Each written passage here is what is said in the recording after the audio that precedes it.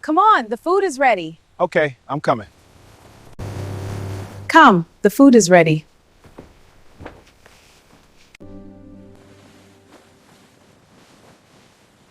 I never imagined that moving to Equatorial Guinea would change my life in the way it did. When I first accepted the position at the National Tourism Office in Malabo, I believed it was simply a career opportunity. I was married, stable, and certain of who I was. At least that is what I told myself. The office was located near the coast, where the Atlantic breeze carried the scent of salt and warm earth through the open windows. Every morning I would walk past the colorful markets and greet the same vendors who sold plantains, cassava, and fresh fish. My job was to coordinate international visitors, promote cultural festivals, and organize tours to Bioko Island and the mainland rainforest. It was busy work, but I loved it. My husband Daniel had supported the move. He worked remotely as a consultant and spent most of his time at home. We had been married for 6 years. There was comfort between us, routine, shared history. But there was also silence. Long stretches of silence that neither of us knew how to feel anymore. I met Balitozoli on a humid Tuesday afternoon. The Ministry of Finance and several other government offices were collaborating with tourism to review international investment projects. I was told that a senior official would be attending the meeting to discuss financial oversight and transparency. I prepared the conference room carefully, arranging documents, placing bottled water at each seat, and rehearsing my presentation in my head. When he walked in, the air seemed to shift. Balitazali was not loud or flamboyant. He carried himself with calm authority. His suit was simple but perfectly fitted. His eyes were sharp, observant, and when they briefly rested on me as I welcomed everyone, I felt something unfamiliar stir inside me. He was introduced as the head of the National Financial Investigation Agency. His role was serious, focused on tracking corruption and protecting national funds. Yet there was a warmth in his voice when he spoke about accountability and growth. He believed Equatorial Guinea could be more than oil wealth. He spoke about culture, tourism, sustainable development. During my presentation, I noticed he was watching me carefully. Not in a disrespectful way. More as if he was studying my passion. When the meeting ended, he approached me. "You speak with conviction," he said softly. "Tourism needs that." I thanked him, trying to steady my voice. Up close, I could see faint lines near his eyes, signs of experience and responsibility. He asked me questions about visitor numbers, about eco-projects, about local communities. We spoke for nearly 20 minutes while others slowly left the room. That night, I told Daniel about the meeting. I described the collaboration, the possibility of increased funding. I did not mention how my heart had raced when Balitazoli stood beside me. I did not mention the way his gaze lingered just a second longer than necessary. In the weeks that followed, our department worked closely. Emails turned into phone calls. Phone calls turned into in-person strategy sessions.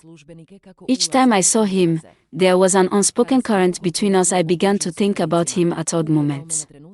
While cooking dinner. While folding laundry. While lying next to my husband in the dark. I would replay conversations in my mind, searching for hidden meaning in his words. One afternoon, after a long site visit to a coastal development project, a sudden storm forced us to take shelter in a small administrative building. Rain pounded against the metal roof. The electricity flickered. We sat across from each other at a wooden table. For a moment, the professional mask slipped. "Do you ever feel trapped by expectations?" he asked quietly. The question surprised me. I hesitated, then nodded. Sometimes he spoke about the pressure of his position. The scrutiny. The loneliness at the top. I found myself opening up about my marriage, about feeling invisible in my own life. The rain continued for hours. Conversation flowed easily. When the storm finally softened, neither of us moved to leave immediately. There was a silence then. Heavy. Charged, I knew I was standing at the edge of something dangerous. I was married. He was a powerful figure. The risks were obvious. Yet when he reached across the table and gently touched my hand, I did not pull away from that moment. Everything changed. Our relationship did not become physical immediately. It began with stolen moments. Lingering looks during meetings. Private lunches under the excuse of work discussions. Messages sent late at night. I started to change. I paid more attention to how I dressed for work. I wore colors I knew he liked. I felt alive in a way I had not felt in years. Daniel noticed my distance. He would ask if everything was all right. I would smile and say I was simply tired from work. The first time we crossed the final boundary happened after a national tourism gala. The event had been successful. International delegates praised the organization. Balitazoli congratulated me in front of everyone later. As guests departed and staff cleaned the hall, he offered to drive me home. Instead, we found ourselves parked near the shoreline, the city lights shimmering across the water. We talked about dreams, about regret, about roads not taken. When he leaned toward me, I knew I could still say no. I thought of my husband, of vows, of the life I had built, but I also thought of the emptiness I had been carrying. I chose desire over duty. In the months that followed, our affair deepened. We were careful, but secrecy has its own weight. I lived in constant tension, balancing two worlds. With Balitazoli, I felt seen and understood. He spoke about a future where we could be open, where circumstances might change. I wanted to believe him at home. The guilt grew heavier. Daniel tried to reconnect, suggesting weekend trips, date nights. I often found excuses. Then one morning, I realized my body felt different. I dismissed it at first as stress. But as days passed, a quiet certainty settled over me. I bought a test in a small pharmacy far from our neighborhood. When the result appeared, my hands trembled. I was pregnant. I sat alone in the car for nearly an hour, staring at the steering wheel. My mind raced with questions. Whose child would the world assume it was? What would happen if the truth surfaced? What kind of mother was I becoming? When I told Balitazoli, his reaction was not what I expected. He was silent for a long time. Then he spoke about responsibility, about consequences, about the danger to both our lives and careers if the affair became public. I realized then that while he cared for me, he was also calculating risks. That night, I looked at Daniel across the dinner table and felt the full weight of my choices. He spoke about a project he was working on, unaware of the storm inside me. In the end, the pregnancy forced clarity. Secrets have a way of demanding light. I confess the conversation with my husband shattered the fragile structure of our marriage. There were tears, anger, disbelief.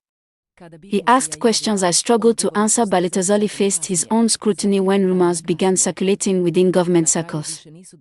Our meetings became less frequent. Distance grew where passion once lived. I chose to step away from both men for a time. I requested a leave of absence from work. I needed space to understand who I was beyond desire and fear. Pregnancy changed me. It slowed me down, forced reflection.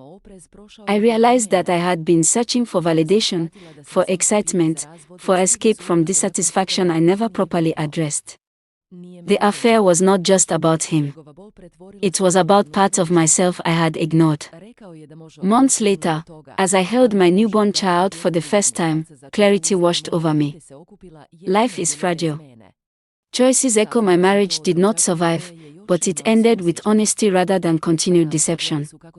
Balitazoli remained part of my story, but not my future in the way I once imagined. I returned to tourism eventually, with a deeper understanding of responsibility. I poured my energy into community projects, determined to build something meaningful and transparent. Equatorial Guinea remained beautiful. The ocean still shimmered. The market still buzzed with life. But I was no longer the same woman who had arrived full of certainty. I had loved, betrayed, learned, and grown, and though my path was messy and imperfect, it was mine. The first person who truly noticed was Daniel. At first he said nothing. He only watched. He had always known my body in the quiet, ordinary ways of marriage. The way I moved in the kitchen. The way I held my stomach when I laughed. The way my clothes fit differently after long weeks of stress. So when subtle changes began, he saw them before I was ready to speak. One evening he stood in the doorway of our bedroom while I was folding laundry. His voice was calm, but there was something trembling beneath it. Are you pregnant? The room felt smaller. The sound of the ceiling fan grew louder. I did not answer immediately, and in that silence he understood. Is it mine? I opened my mouth but no words came. That was enough. He stepped back as if physically struck. I watched the realization settle into him like a heavy stone. The betrayal was no longer abstract.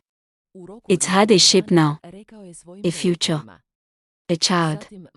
Within days he told his parents, then my parents, then his sister. News traveled quickly between families, faster than I imagined. What had been a private storm became a public judgment. My mother called first. Her voice was not angry at the beginning.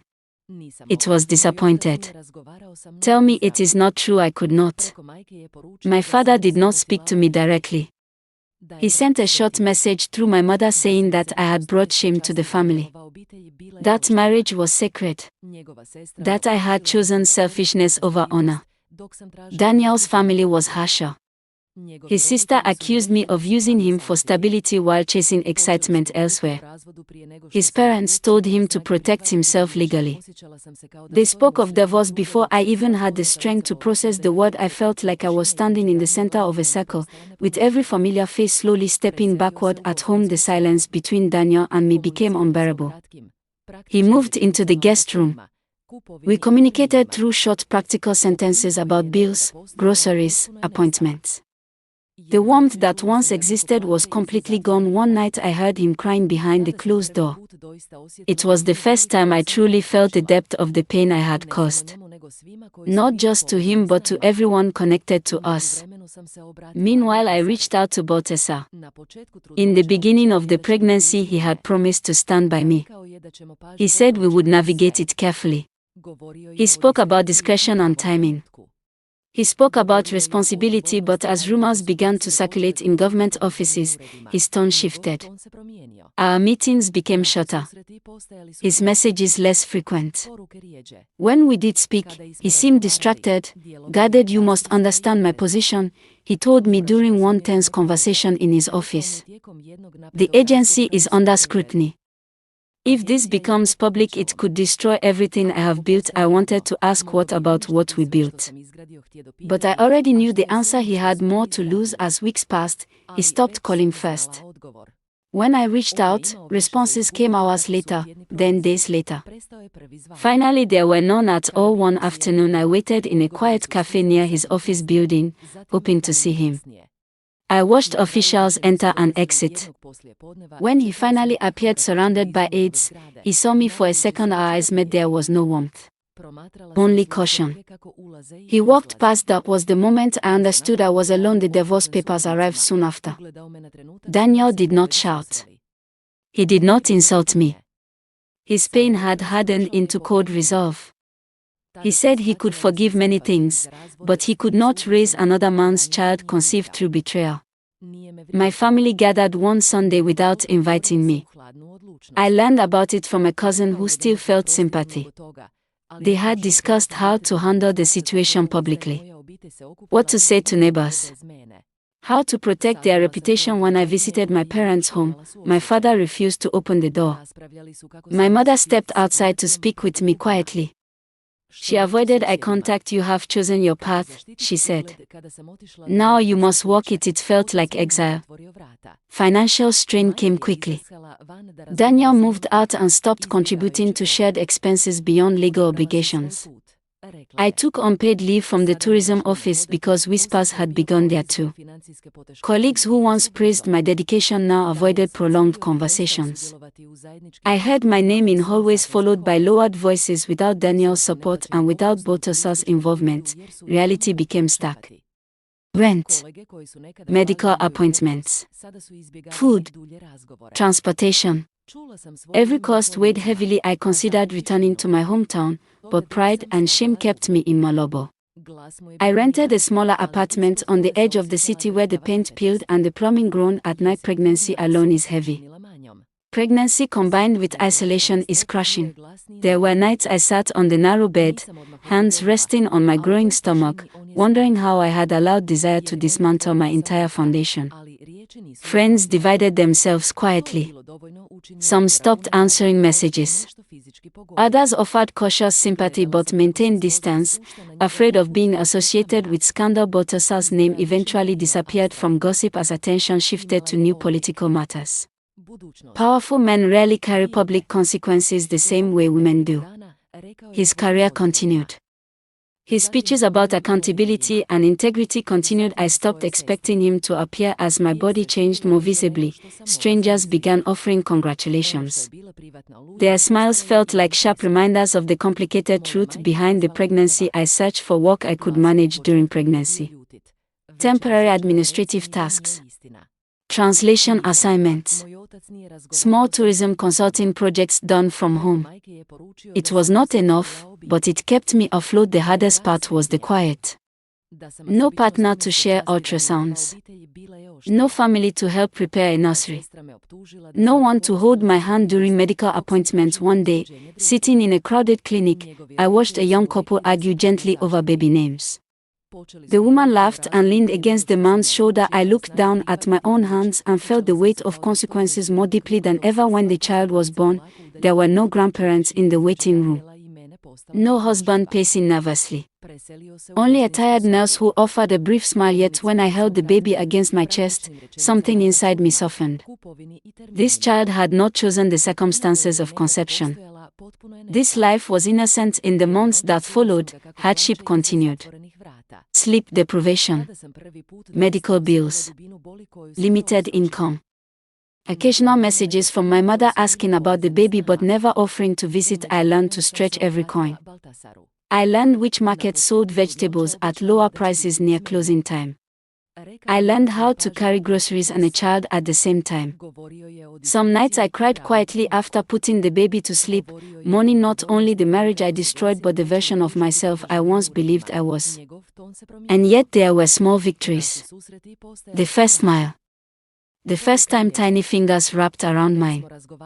The first laugh that echoed in the small apartment and filled it with unexpected light. Life had become hard, yes. Harder than I ever imagined during those secret meetings by the shoreline, but hardship also stripped away illusions. I stopped blaming others. I stopped waiting for rescue. I accepted that I had made choices driven by longing rather than wisdom. Years passed slowly. I rebuilt my career step by step, taking modest roles in community tourism projects away from political attention. My reputation remained complicated, but time softened some judgment. I never heard from Baltasar again. Occasionally I saw his image in newspapers, attending conferences, shaking hands with international delegates. He looked composed, successful, untouched by scandal. I no longer felt anger when I saw his face. Only a distant understanding of who he truly was and who I had been when I fell for him. My relationship with my family remained fragile. My mother eventually visited quietly, holding her grandchild with cautious tenderness. My father remained distant but no longer spoke openly of shame. Daniel remarried. I heard through mutual acquaintances. The news hurt, but it also brought closure. Life did not return to what it had been. It became something different. Smaller in some ways, deeper in others. I learned resilience not from romance but from responsibility. Not from passion but from perseverance. There are nights when I still sit by the window after my child falls asleep, listening to the distant sound of waves against the shore. I think about the woman I was on that humid Tuesday when I first met Baltasar. I wish I could tell her that desire has consequences.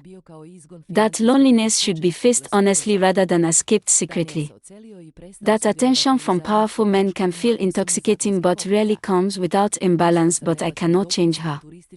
All I can do is raise my child with honesty, teach about accountability, and build a quieter, steadier future life became hard, but it also became real. And in that reality, stripped of illusion, I finally began to grow.